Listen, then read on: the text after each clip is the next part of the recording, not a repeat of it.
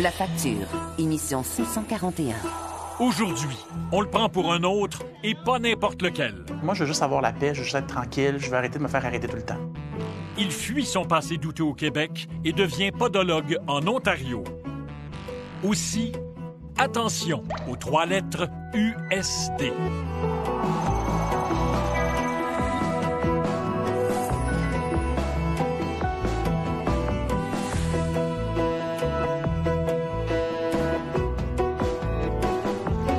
Bonsoir, bienvenue à La Facture. Imaginez un instant, vous n'avez absolument rien à vous reprocher, mais vous redoutez plus que tout d'être intercepté par un policier. Voici une histoire où la bureaucratie a plus d'importance que le droit élémentaire d'une personne de jouir de sa vie tranquillement. Une histoire où c'est à la victime elle-même de tenter de réparer les ratés du système.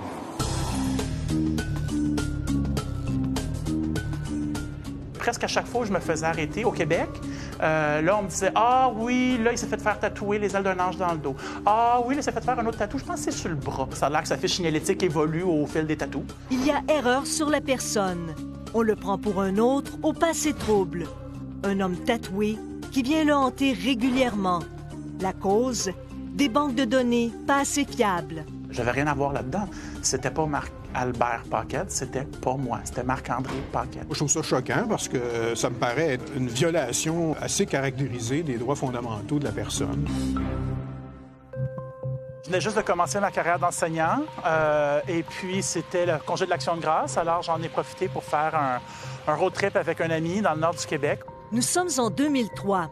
Ils roulent trop vite et un policier de la Sûreté du Québec les intercepte près d'Amos. Après le contrôle d'identité, l'agent m'a demandé de le suivre jusqu'au bureau de la SQ à Amos, où ils m'ont interrogé jusqu'à 17 h. 5 heures passées au poste de police qui marqueront le début d'une longue histoire avec cet homme tatoué.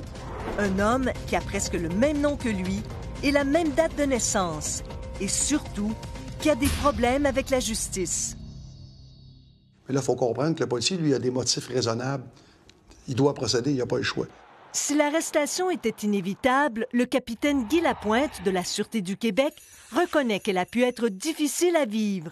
Mais vous le savez que c'est traumatisant, une expérience comme ça? Absolument. C'est évidemment pas une situation qui est souhaitable. Maintenant, il faut comprendre qu'à partir du moment où des personnes alimentent des données, il peut y avoir une erreur au niveau de l'alimentation. Comment cette erreur s'est-elle glissée? La Cour municipale de Montréal recherchait un homme pour une contravention impayée. Elle a demandé à la Société de l'assurance automobile d'interroger sa banque de données. La SAAC lui a alors fourni les coordonnées de Marc-Albert Paquette plutôt que celles du contrevenant. Et c'est au nom de Marc-Albert que la Cour a rédigé un mandat. J'ai eu un jugement de cour le 21 novembre. Ce jugement-là me blanchissait de tout. Il a été blanchi, mais a dû payer des frais juridiques de 450 $. Sa mésaventure ne s'est pas arrêtée là. Depuis 12 ans, il a souvent été intercepté par des policiers et des douaniers. Des expériences qui ne s'oublient pas. J'ai eu le privilège de voir une cellule de prison. J'ai eu la chance d'utiliser même les toilettes, pas de lunettes par-dessus. J'ai eu la chance de me faire interroger par la police. J'ai eu la chance de me faire arrêter aux douanes. J'ai connu différents bureaux de douane américaines. Le problème? La banque de données des policiers, comme celle de la SAAC, l'associe par erreur à l'autre homme. Et pourtant, ils n'ont pas tout à fait le même tour de taille. Il est un peu plus mince. Un peu? Il pèse 66 kilos. Je fais le double. Le problème réside dans le fait que les banques de données vont donner des renseignements qui sont, somme toute, limités. Le policier à la retraite François Doré connaît bien les banques de données policières. Lorsque des policiers font des vérifications, ils obtiennent une correspondance. Même date de naissance, presque le même prénom, même nom de famille, ça doit être le même. C'est ce qu'on se dit probablement. Ça, vraiment, oui, ça me paraît abusif. Le professeur Pierre Trudel juge sévèrement les autorités. Les organismes publics, les forces de police ont l'obligation de s'organiser pour ne pas porter atteinte de façon indue à la liberté de quelqu'un, même si c'est mineur. Et c'est pas ça le critère. Le critère, c'est que c'est à eux de corriger leur banque de données. Moi, je veux juste avoir la paix, je veux juste être tranquille, je veux arrêter de me faire arrêter tout le temps.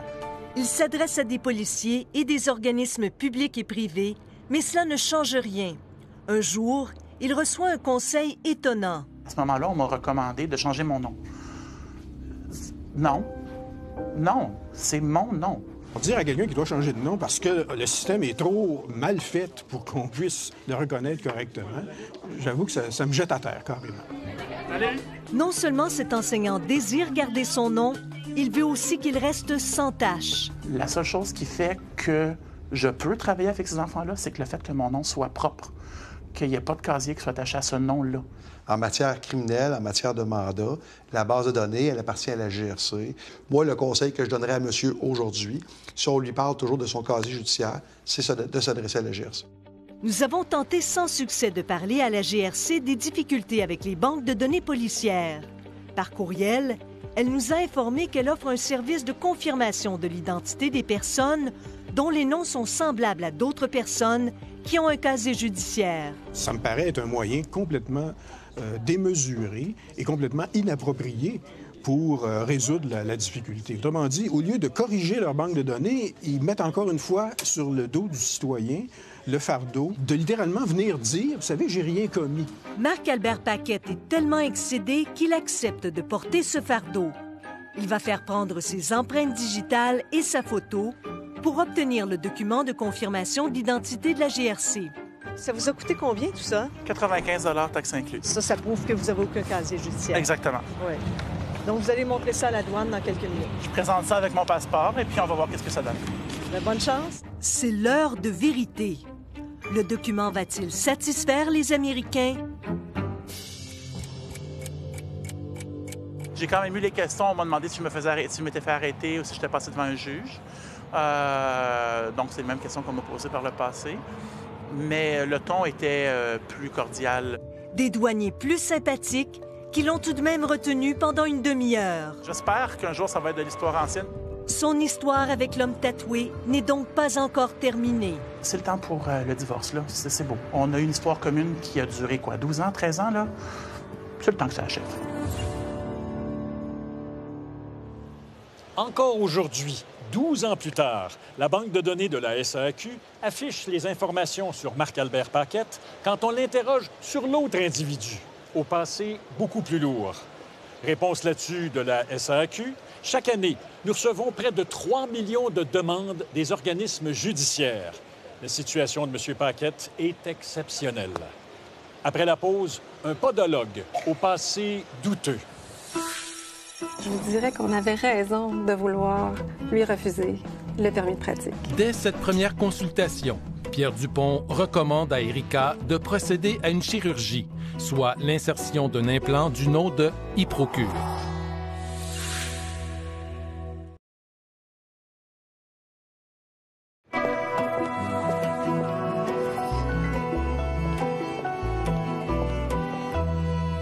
Le rôle premier des ordres professionnels, c'est de vous protéger. Dans le domaine de la santé, entre autres, si le professionnel qui vous traite commet une erreur, il peut être sanctionné par son ordre. Bien sûr, on accorde une deuxième chance au professionnel qui accepte de s'amender. Après tout, il s'agit de son gagne-pain. Mais comme vous allez le voir, cette volonté d'accorder une deuxième chance met parfois votre santé en péril.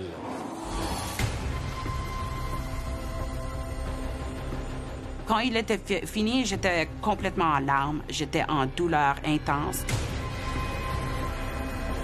C'est pas une opération qui est couramment utilisée. Je vous dirais qu'on avait raison de vouloir lui refuser le permis de pratique.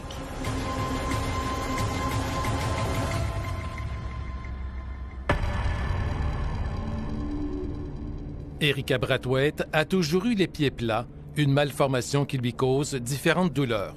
Comme elle vit dans la capitale canadienne, elle consulte Pierre Dupont à sa clinique Ottawa Foot Practice. J'ai compris que j'avais besoin d'arranger ce problème parce que sinon, j'allais avoir des problèmes vraiment sévères avec mes genoux. Pierre Dupont est formé en podiatrie au Québec, mais en Ontario, il porte le titre de podologue. Les actes autorisés sont donc plus limités. Dès cette première consultation, Pierre Dupont recommande à Erika de procéder à une chirurgie, soit l'insertion d'un implant du nom de Hyprocure. I am Pierre Dupont, Doctor of Podiatric Medicine.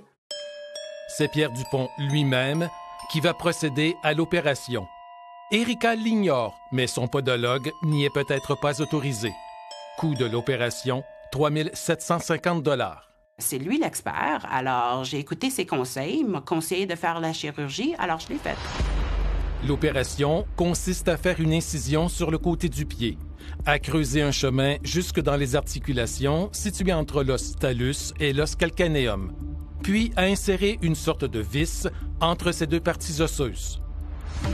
Loin d'aider Erika Brathwaite, cette opération va lui causer d'intenses douleurs.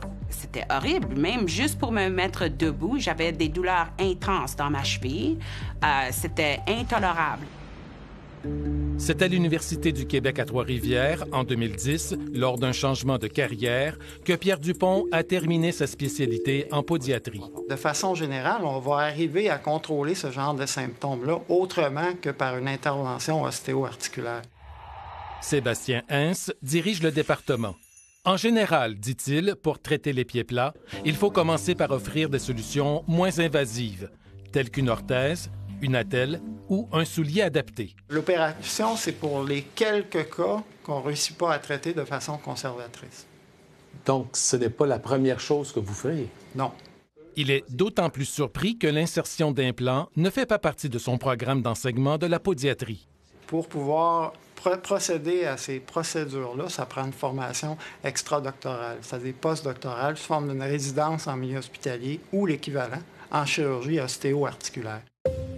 Non seulement Pierre Dupont n'a pas cette formation, mais en plus, cette chirurgie est peu utilisée par les podiatres et orthopédistes. Cette intervention n'est pas pratiquée par les orthopédistes en Ontario. Stephen Papp est le président de l'Association des orthopédistes de l'Ontario. Il y a eu de la recherche, des études cliniques et certains articles scientifiques sur la question, mais ils ne se sentent pas encore à l'aise de recourir à cette méthode puisqu'elle n'est pas assez documentée selon eux. Moi, j'ai travaillé 18 ans en clinique privée. Ça fait 4 ans que je suis en milieu hospitalier, puis j'ai jamais vu de patient avec ça en milieu hospitalier, ni en clinique privée dans mes 18 années de pratique. Ça me rend en colère. C'est pas juste. C'est vraiment irresponsable de suggérer ça si c'est quelque chose que même les orthopédistes croient qu'il ne fonctionne pas. Devant les douleurs persistantes, 5 semaines après l'opération, Pierre Dupont prend la décision de retirer l'implant du pied d'Erika. Ma cheville, maintenant, ça craque. J'ai jamais eu ça, que ma cheville faisait ça. J'ai des fois des spasmes dans mon pied puis dans ma jambe. C'est l'enfer. C'est pas pour ça que j'ai fait ça. Maintenant, j'ai des problèmes que j'avais pas auparavant.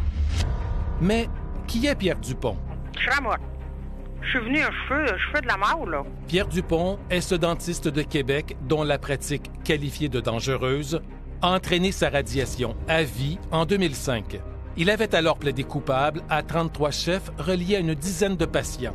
L'une de ses clientes est même décédée après avoir fait un arrêt cardio-respiratoire pendant qu'il l'opérait. On ne peut pas travailler sans prendre toutes les précautions pour protéger les patients. Sans avenir en tant que dentiste, Pierre Dupont réoriente sa carrière et s'inscrit à l'Université du Québec à Trois-Rivières. Dès le début des cours, sa présence met l'université dans l'embarras et veut l'exclure du département.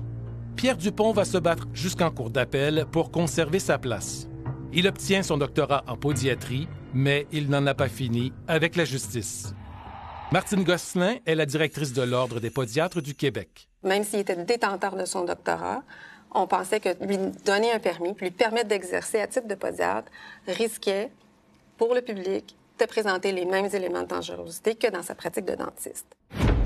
Afin de protéger le public, l'Ordre a refusé de lui émettre un permis, ce qu'il a contesté devant le tribunal des professions. Entre-temps, il a commencé à travailler comme podiatre dans une clinique de Montréal.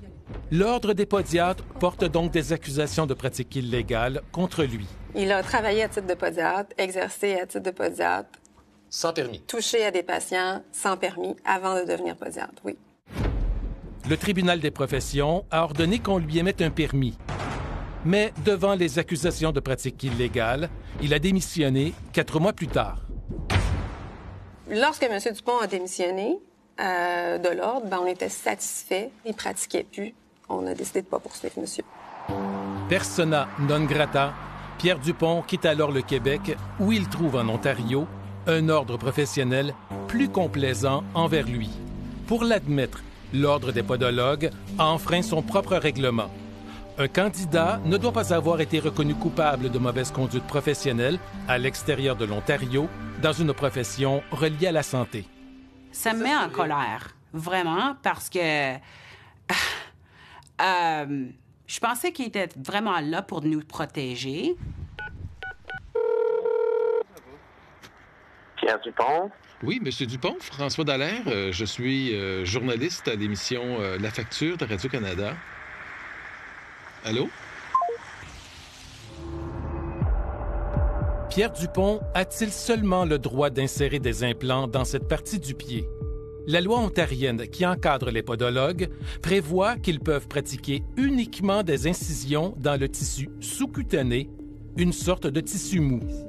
Selon Sébastien Hintz, dans les articulations entre ces deux os, on n'est plus dans la partie autorisée par la loi. C'est-à-dire, c'est sûr qu'il faut passer par les tissus mous pour aller dans l'espace articulaire, pour aller mettre un implant qui va limiter le mouvement de l'articulation. À ce moment-là, l'endroit où est inséré l'implant, c'est dans l'espace articulaire. Quand vous regardez la décision qui a été prise par le tribunal des professions et que vous entendez ça, cette histoire-là, quelle réflexion faites-vous?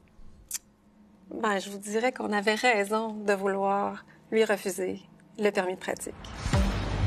Le Pierre Dupont, podologue, a-t-il appris des erreurs du Pierre Dupont, ex-dentiste? Érica Brathwaite en doute. J'aimerais vraiment voir qu'on lui enlève son permis de pratique au complet, mais je prendrais ça s'il dirait qu'il doit arrêter de faire des chirurgies. Érica Brathwaite a porté plainte à l'Ordre des podologues de l'Ontario. C'est pour cette raison que l'Ordre a refusé de nous accorder une entrevue. De façon étonnante, avant d'admettre Pierre Dupont comme membre, l'Ordre professionnel ontarien n'a pas communiqué avec l'Ordre des podiatres du Québec.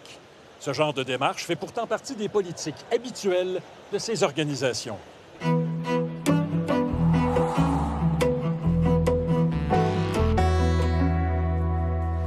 Le jeu du vrai ou faux maintenant. Vous signez une promesse d'achat pour la vente de votre chalet. Mais la banque qui consent le prêt hypothécaire à votre acheteur vous réclame un certificat de localisation. Alors, vrai ou faux, pour un prêt hypothécaire, les institutions financières peuvent exiger un certificat de localisation récent. La réponse après la pause.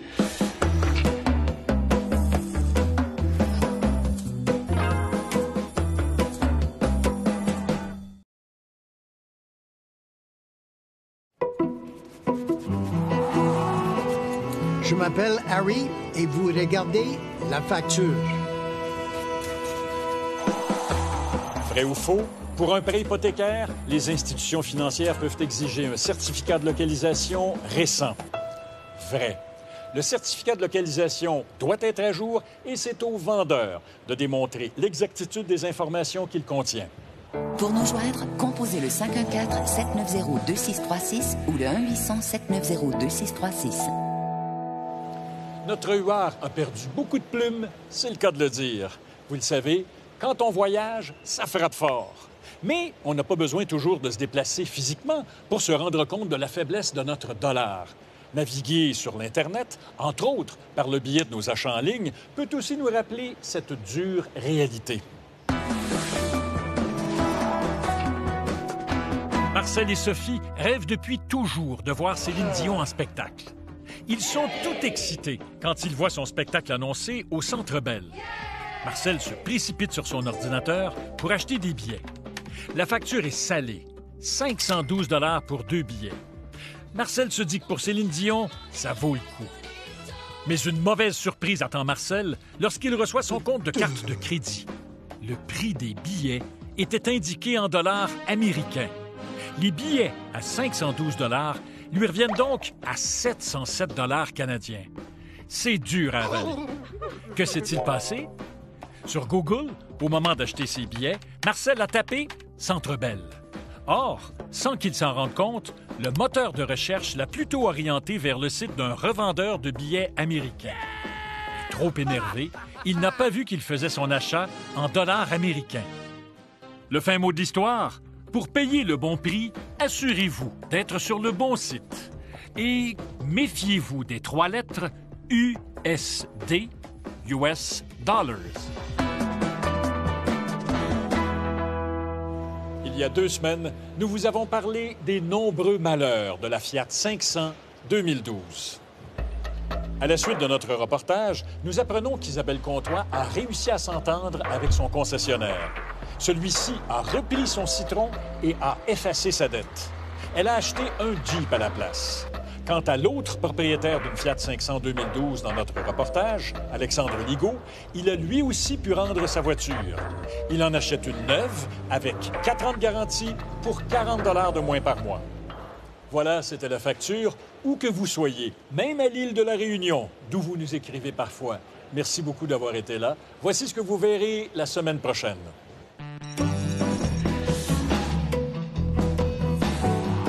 Maison construite sur d'anciens dépotoirs. Nous continuons les fouilles. Ça semble être une confirmation que c'était bel et bien un dépotoir. Est-ce que vous aviez déjà vu ce plan-là? Non. Puis le fait de voir ça, qu'est-ce que ça vous dit? Je peux avoir une copie? Les citoyens se questionnent. Est-ce qu'il y a des biogaz encore là-dessus? Les citoyens sont en droit de savoir exactement s'ils sont dans une zone à risque ou pas. Est-ce que la Ville devrait vous aider selon vous? Oui.